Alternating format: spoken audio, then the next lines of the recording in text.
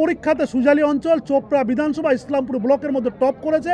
সুজালির জনগণের উপর আস্থা আছে আমাদের, আর সুজালির জনগণের চিন্তা করে যেন কোনো নেতা সুজালি অঞ্চলকে বিভ্রান্তি না করে।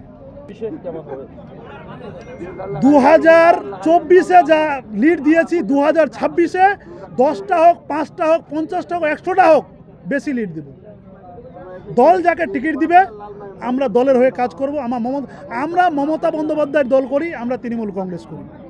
সুজালিতে আরও একজন কনভেনারের নাম সোশ্যাল মিডিয়ায় ভাসছে, কি বলবেন? দলগত হিসাবে সোশ্যাল মিডিয়ায় কি ভাসছে না আমার জানা নেই। যেরকম আপনারা দেখছেন আমরাও দেখেছি।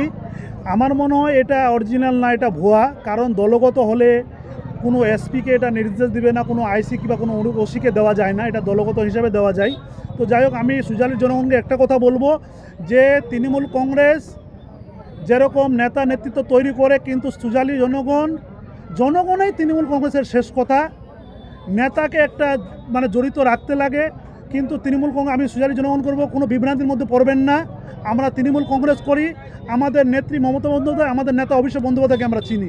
যেন কোনো নেতা আমাদের সুজালি অঞ্চলে বেশি বিভ্রান্তি না করায়। আমি সব বড় নেতাকে অনুরোধ করব যে সুজালি অঞ্চল ভালো চলতেছে।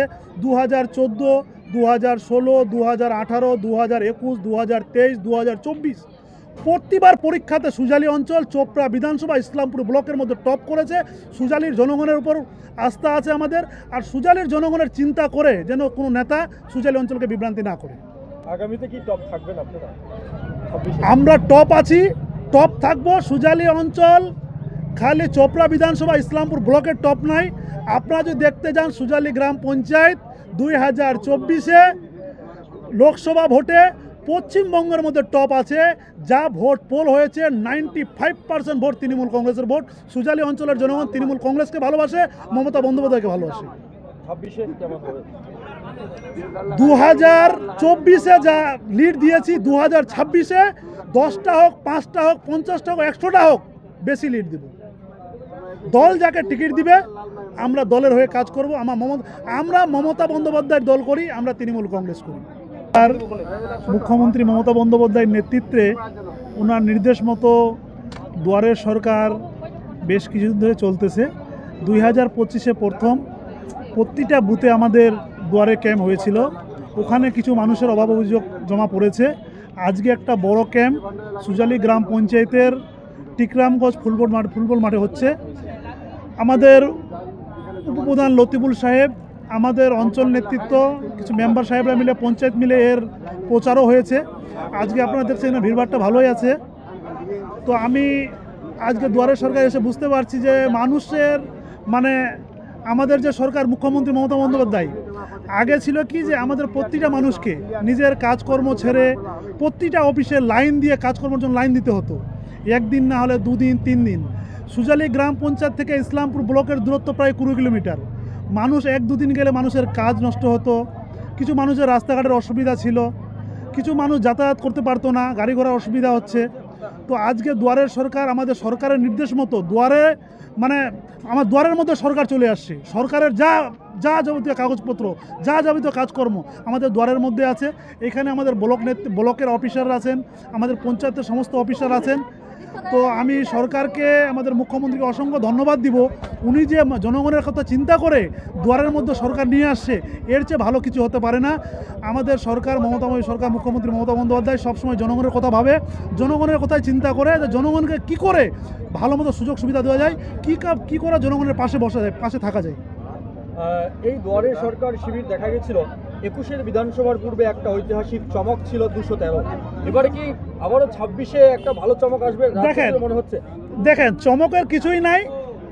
আমাদের মুখ্যমন্ত্রী, আমাদের জননেত্রী সবসময় মানুষের হয়ে কাজ করেন। উনি যেটা বলে সেটা করে। আমাদের সরকার কিন্তু বিজেপির মতো না যে ভাওতাবাজি, কথা বলে কথা রাখে না। দিদি 2021-এ যা দুয়ারের সরকার চালু করেছে, 2026 না। মমতা বন্দ্যোপাধ্যায়ের সরকার যতদিন থাকবে দুয়ারের সরকার চলবে। মমতা বন্দ্যোপাধ্যায় যতগুলো প্রকল্প আছে, দিদি যতদিন আছে, তৃণমূল কংগ্রেস যতদিন আছে, এই সরকারের সবগুলো প্রকল্প মানুষ সুযোগ সুবিধা পাবে।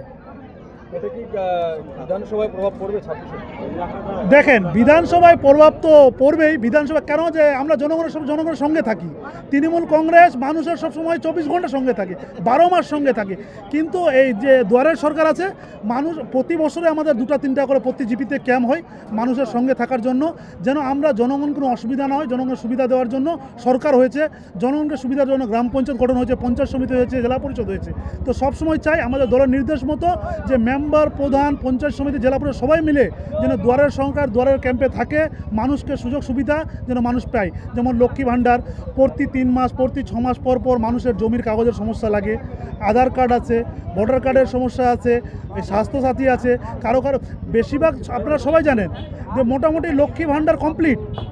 তো যাও অল্প স্বল্প যা বাকি আছে দুয়ারে সরকার যেগুলো কমপ্লিট করে আমাদের নির্দেশ দেওয়া হয়েছে দল হিসাবে। আমাদের দলের সমস্ত নেতারা এটা প্রচার করছে, মানুষকে যার যেটা লাগে সেই ক্যাম্পে গিয়ে তার ফর্ম ফিল আপ করে সেটাকে খুব তাড়াতাড়ি করার জন্য আমাদের অফিসারদের দায়িত্ব দেওয়া হয়েছে। এসে ভালো লাগলো, আসলে দেখতে আসছি যে এখানে কীরকম ইসে হচ্ছে। মানুষের তো 80% মতো হয়ে গেছে, 20% এগুলো হয়ে যাবে। মানুষ যথেষ্ট পরিষেবা পাচ্ছে, কেমন লাগছে? আপনি তো জেলা পরিষদ সদস্য। খুবই ভালো লাগছে।